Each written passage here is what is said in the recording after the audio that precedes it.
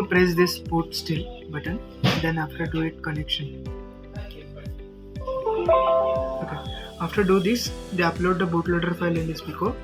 Then you just have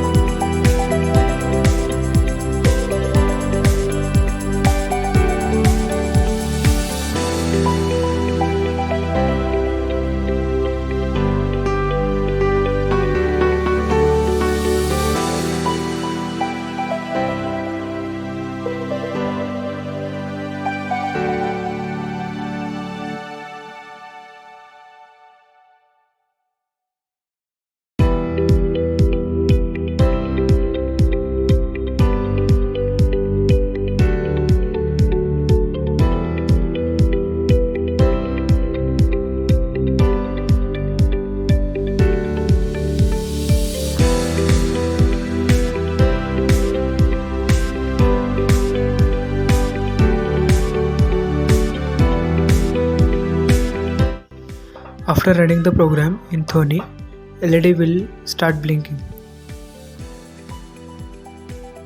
If I am disconnect Pico from device and again connect the device to Pico, then we do not need to reboot again. It will function automatically.